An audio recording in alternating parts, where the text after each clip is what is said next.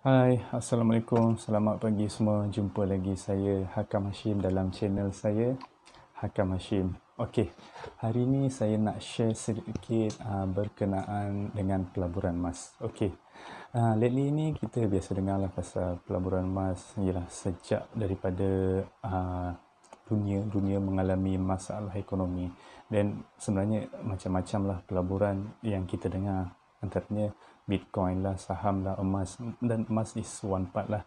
Saya rasa korang pun mesti perasan juga kan, akan lalu lah pelaburan-pelaburan emas dalam korang punya social media macam kat Facebook ke Insta ke whatever lah.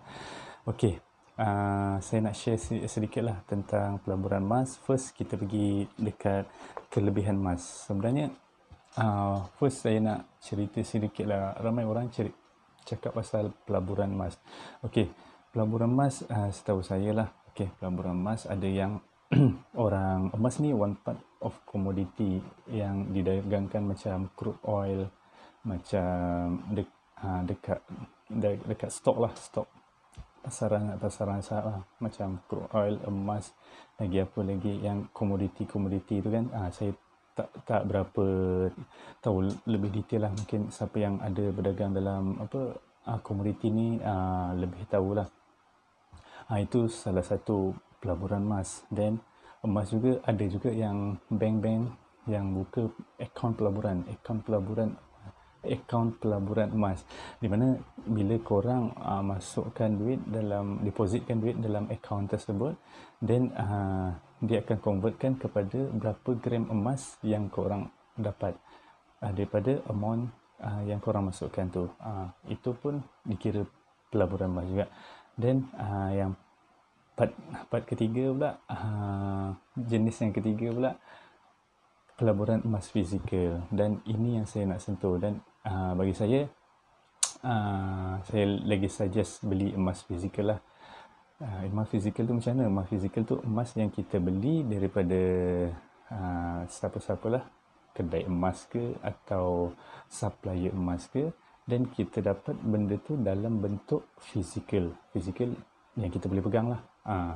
So okey, bagi saya, yang saya suggest kalau nak menyimpan atau melabur dalam emas, ambil yang fizikal lah. But it's depend pada you orang. Kalau you orang nak masuk dalam komoditi atau account bank pun it's okay lah. Dan setahu saya pula yang lately ni, bukan lately lah, sebenarnya dah beberapa tahun lepas, macam syarikat kalau dekat Malaysia ni, Public Gold, dia ada buat program GAP, Gold Accumulative Program, macam itulah lebih kurang, di mana korang boleh depositkan certain amount setiap bulan, contoh 100 ke 200, dan amount duit tu tadi boleh dikonvertkan kepada berapa gram emas, dan bila cukup, contoh 10 gram ke 20 gram ke, korang boleh ambil collect emas fizikal daripada amount yang korang depositkan ke dalam akaun GAP Public Gold tadi.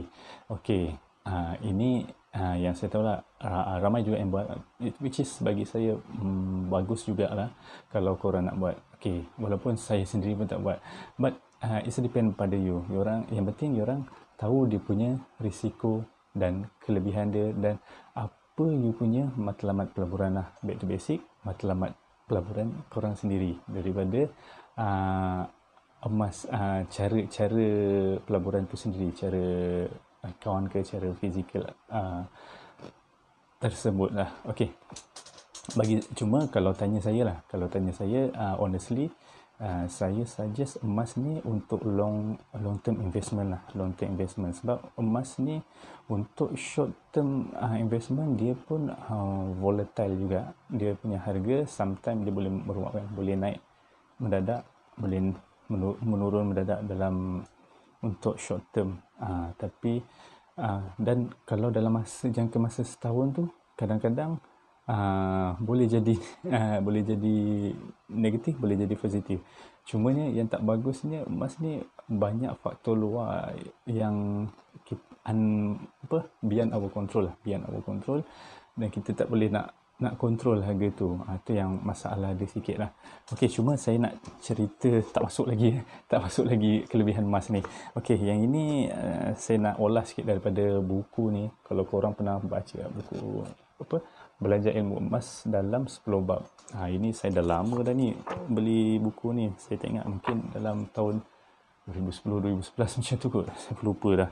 Okey, cuma saya nak olah sedikit beberapa kelebihan emas daripada buku ni, dan saya olahkan ikut kefahaman dan pendapat saya sendiri ya. Harap boleh bermanfaat kepada korang kat luar sana ya. Okey, yang first, emas ni diiktiraf di seluruh dunia sebagai benda yang berharga. Means benda berharga, precious metal lah. Dia macam crude oil lah, yang macam saya cakap tadi.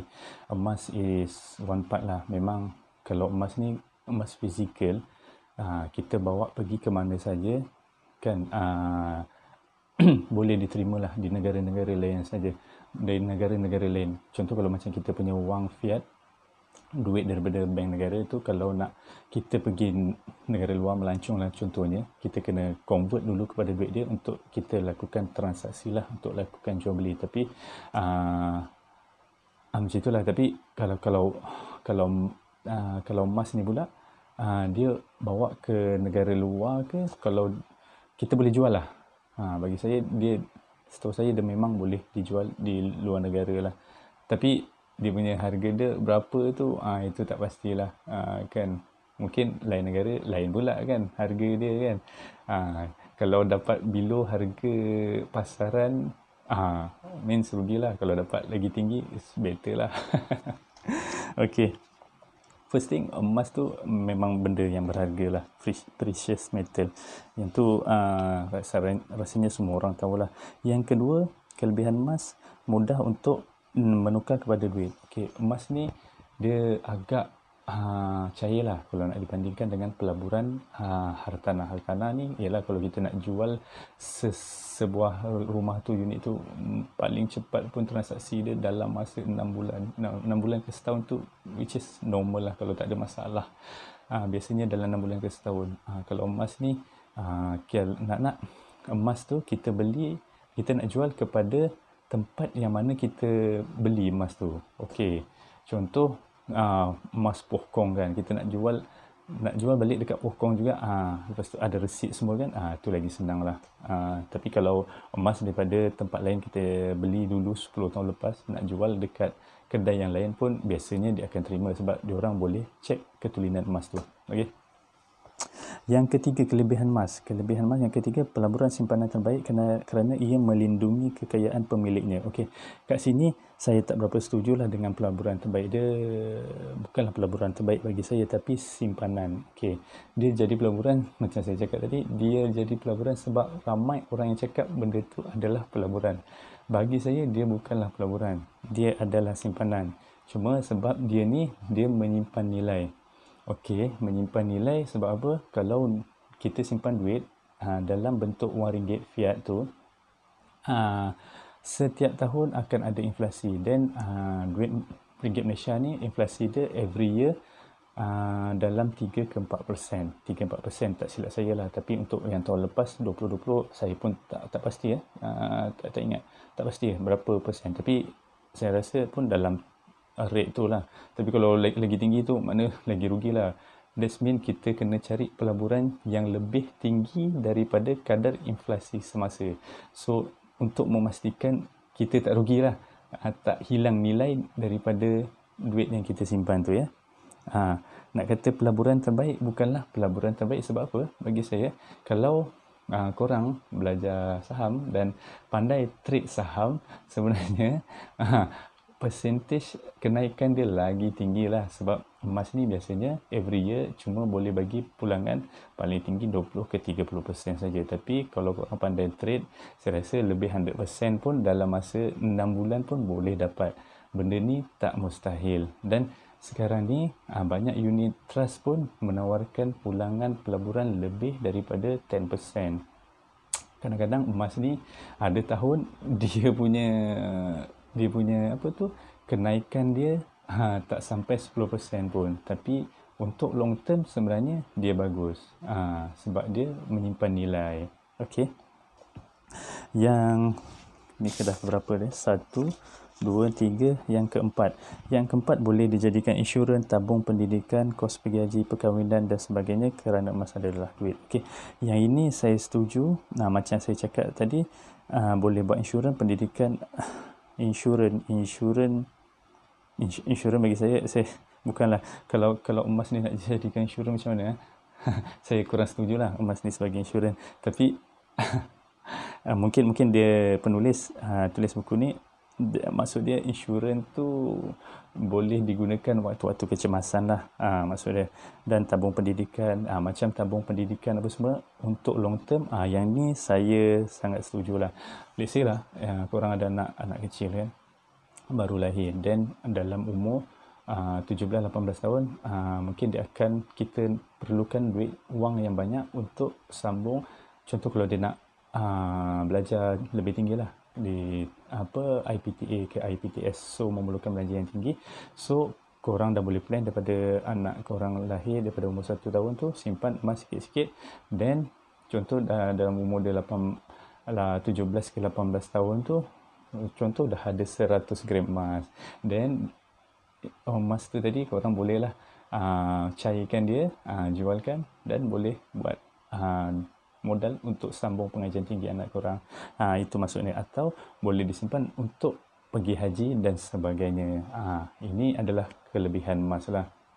Cuma macam mana nak cari emas untuk pelaburan? Kalau tanya saya, better cari emas fizikal. Sebab emas fizikal, gold bar lah, gold bar. Biasanya gold bar ni, gold bar yang bentuk petak apa semua kan, sebab dia punya spread harga beli dengan harga jual dia rendah lah. Biasanya tak bawah 10%. Cari yang spread harga yang rendah lah, bawah 10%. Jangan, biasanya kalau macam barang perhiasan, contoh kalau kita jual ke beli, last 2 month saya ada, wife saya lah ada jual rantai dan convert macam tu untuk beli something yang baru kan. Okey, bila emas 999 yang dia jual kan tu, kedai ambil harga semasa dan ditolakkan 20% daripada harga semasa. Means dia punya spread harga tu 20% kedai ambil. So bagi saya sangat rugilah, sangat rugi.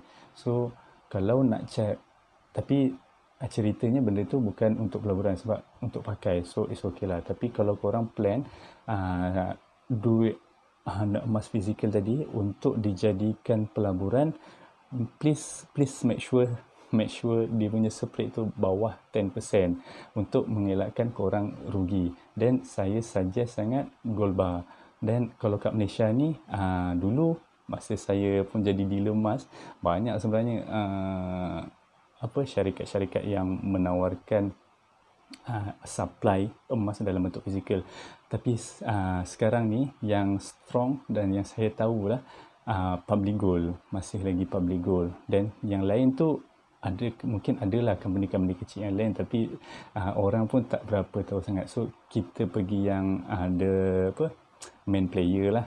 Then dia punya spread harga dia pun okey, dia pun dah banyak cawangan. So saya saja sangat yang itu. Tapi sebelum korang nak melabur, pastikan korang study dulu.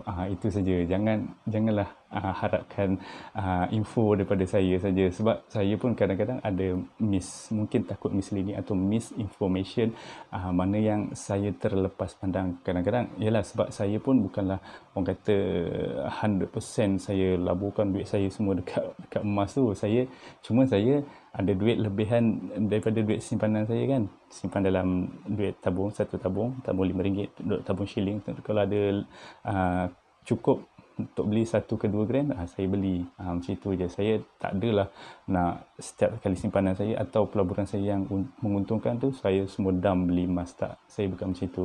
Cuma cadangan saya kalau nak menyimpan dalam emas, pastikan dalam antara rate 10 ke 30% saja korang punya duit simpanan untuk dilaburkan tu masukkan dalam emas. Jangan don't go more than that lah. Jangan lebih daripada 10 ke 30%. Maknanya jangan lebih 30% lah. Jangan terlalu banyak lah. Sebab banyak lagi sebenarnya pelaburan-pelaburan lain yang boleh mendatangkan keuntungan yang lebih besar kalau korang tahu. Okey. Okey dan jadikan emas ini sebagai pelaburan untuk long term. Long term means 5 ke 10 tahun lah at least. At least 5 ke 10 tahun dan baru korang nampak dia punya keuntungannya. Kalau korang beli sekarang lepas tu sebulan dua korang nak jual, korang harapkan dapat untung 100 ke 200%. This one is very very impossible. Itu saja saya nak cakap. Okey. Saya rasa cukuplah tu setakat ini perkongsian saya, sharing saya. Kalau korang rasa video ni bermanfaat, please subscribe, share, like, komen untuk saya improvekan dan tambah lagi apa saja knowledge sikit knowledge yang saya tahu berkenaan pelaburan, berkenaan kewangan untuk kita sharingkan. Semoga kita dapat manfaat bersamalah.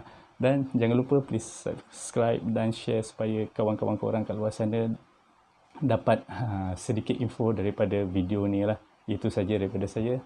Assalamualaikum. Bye.